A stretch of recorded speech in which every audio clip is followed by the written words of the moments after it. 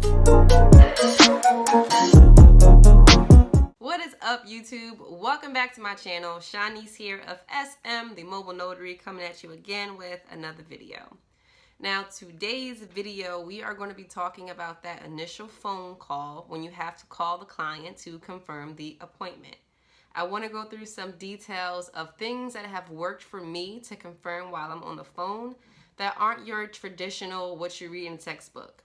So I hope that's helpful to you. I'm going to hop right in a second, but I do want to take some time to say thank you for subscribing to my channel, liking and commenting. It makes me feel good that I am putting out meaningful content. My goal is to not be an expert in anything or an expert on a particular topic. I want to help those by sharing my experience. So I do hope that what works for me may somehow work for you, or begin to percolate some other additional creative thoughts that could work for you. So thank you for being here. I appreciate the support. Now, let's hop into it. You finally get that signing from SnapDocs or Zoom, and you have to talk to the client for the first time. Dun, dun, dun. It could be dreadful. I know. You could be nervous. I know. We've all been there. You more than often have to confirm with the client unless stated otherwise. Now, this is a very pivotal moment because this is the first interaction with the client. You want to make sure that A, it's a positive one, and B, that it really sets the tone for a positive signing. So I just want to run through some things that I confirm on the phone. Some are textbooks, some are not, and I hope those are helpful to you. I can't stress how important that initial phone call is because, like I said, it really does dictate how your signing can go, or it can give you an idea of what you're walking into. So get ready to take some notes. I'm going to be dropping 4 items that I confirm while on the phone with the client for the first time. Now, the first thing that you should confirm on the phone is the location and the time of the signing. That time and location is pretty much already set for you, whether you're working with a signing company or a title company directly. That's already kind of solidified. However, you just want to make sure that nothing has changed in a couple of hours. Life happens all the time, so you just never know. Confirming the location in advance has become a more important thing to do because of COVID. In most cases, well, in my experience, I've had a bunch of my signings in a client's home, but I've also had signings in a coffee shop, in a diner. I've done a signing in a garage. I mean, you just never know. So always confirming that, given, COVID, just be mindful that some people may not want you in their homes. And, that's totally okay because it's their house and their prerogative. So location is really important to confirm, especially during these times. The other piece of information that you need to confirm is that they have proper forms of ID. Now, in most cases, you will need 2 forms of ID from the client. One is a photo ID, which could be a passport, driver's license, a state-issued ID, or a military ID. And there may be one other form of photo ID that you can use. Others may be just secondary, like a piece of mail, a W-2 form, a utility bill, a Visa card.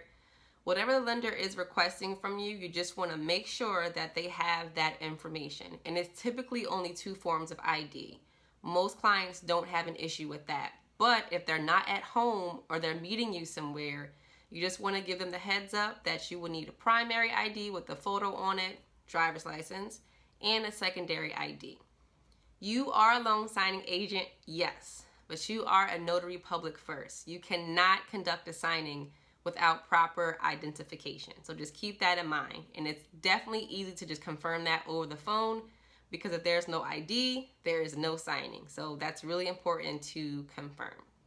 On to number 2, preferences. I always like to confirm with the client what their preferences are. Do you want me to call you when I'm en route? Should I call you when I'm outside? Do you want me to park in your driveway? Would you prefer if I parked on the street?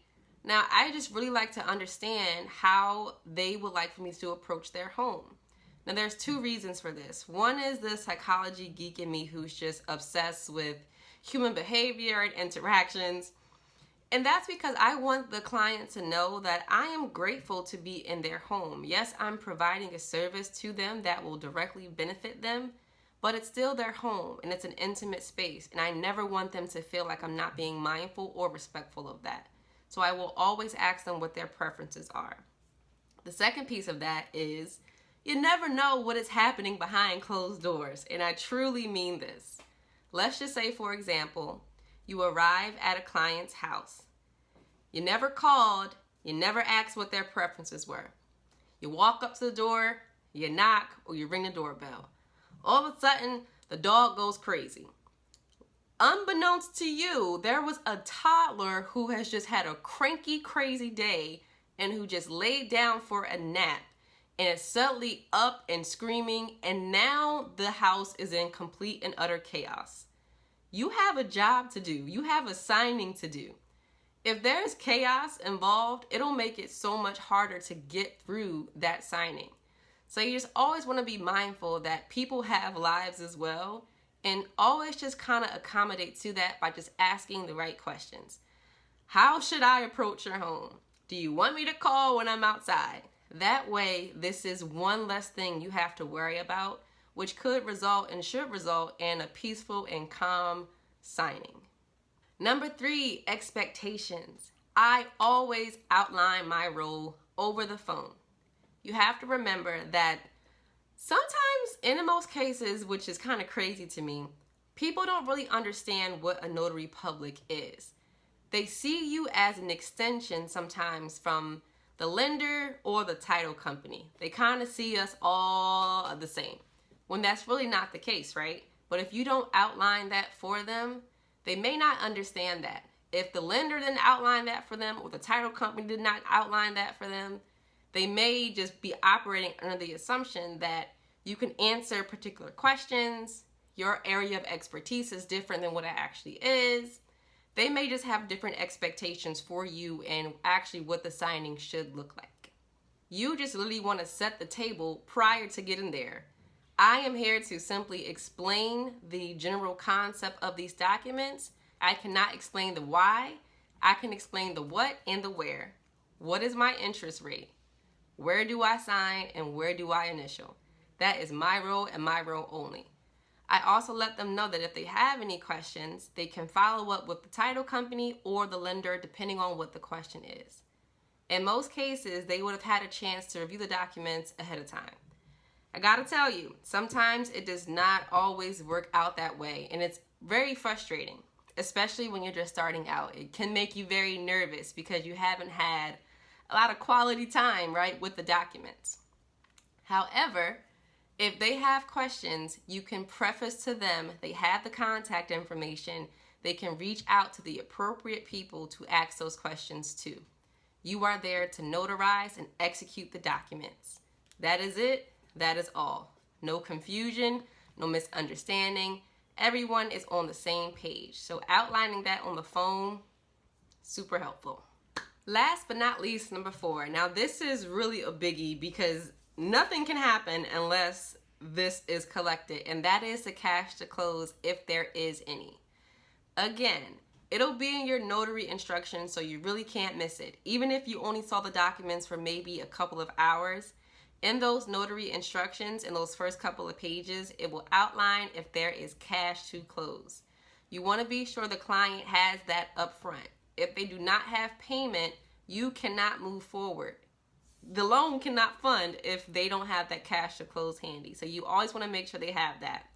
The second layer of that is confirming that they have the appropriate payment method. In some cases, they would have wired that money already. Perfect, done deal. In other cases, they may have a check. In my experience, around the $5,000 to $7,000 range, most title companies are okay with personal checks. Anything above that, they're more than likely to require the client to have a cashier's check, a certified check from their bank. You want to make sure the client has the appropriate check. If they have 25 grand for cash to close and they give you a personal check, you can't accept that. Yes, the money may be there, but it's not what the lender or the title company is requiring. So you just want to make sure that you are in compliance and give them that heads up. Maybe they need to run to the bank before you get there. Totally fine. You want to confirm that in advance because unfortunately you are the only one at the signing table. And even if they've told them 1,000 times, which they probably already know and should already know and have an expectation of how much cash to close, if you don't preface that over the phone, you're the one that's kind of going to take the heat from it because you're the only one at the signing table if you are not in an attorney state like New Jersey. So avoid all that altogether by just confirming the amount and the type of check or the type of payment that is expected from title and the lender. That goes through my checklist of the 4 items that I always confirm while I'm on the phone with clients for that initial confirmation. Now, I know that may seem like a lot, and that's just because I'm really going into detail about it and explaining it, but it literally takes me all of a minute to explain that over the phone, and it's really organic and flows with the conversation. It's worked for me in my experience. I do hope that it works for you. If you found this video helpful, be sure to give it a thumbs up, like and comment and subscribe. Be sure to check out my other videos listed here. Until next time, YouTube family, SM the Mobile Notary out.